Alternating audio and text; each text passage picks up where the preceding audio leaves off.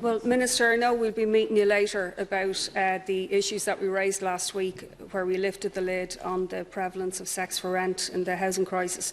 But I just wanted to put on the Dáil record that we've had a lot more disclosures, and in particular, 3 women in the HAP sector have contacted me about their situation, and I just wanted to make it clear that when you have predominantly female, young and very vulnerable people looking for scarce accommodation, such as in the HAP sector, well, then you increase the prevalence of exploitation of all kinds, including sexual. Now, Kirsty spoke out in the Irish Times today.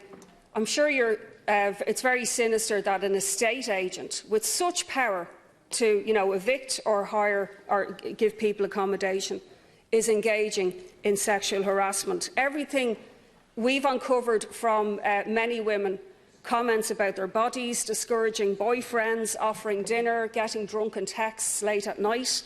And what we're seeing is that the housing crisis has created a perfect storm for predatory landlords. And the HAP sector in particular, Minister, as the basis for social housing, it's very dangerous giving private landlords such control over vulnerable women and children. Murphy. Thank you, Deputy, for raising this issue again. I think it's true to say that there are a lot of people who are vulnerable and in housing insecurity because we do not yet have enough homes being built to meet demand. We have this year introduced very, very significant further protections for tenants, which I think is important.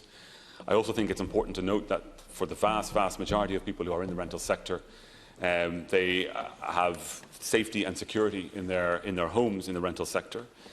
What I have done since we last spoke is, of course, I've agreed to the meeting which we're having later on today. I've been in touch, my department, with my counterpart in the UK, and they have told me that legislation in this area is dealt with by the Home Office. I've also been in discussions with the Minister for Justice as well as to what legislative vehicles are there to protect people.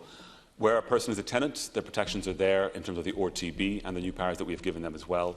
Where a person runs into difficulties that have been described today in the newspapers with the letting agent, they can take that issue to the PRSA. And we continue to look, myself and the Minister for Justice, to see what further protections might need to be put in place. Any specific information that you have gathered in the last week, please do bring it to the meeting that we have later on.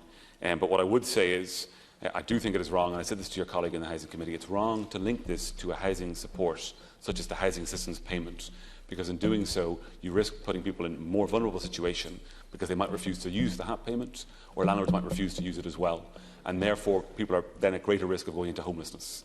So we are taking this very seriously, and I look forward to our further engagement later today.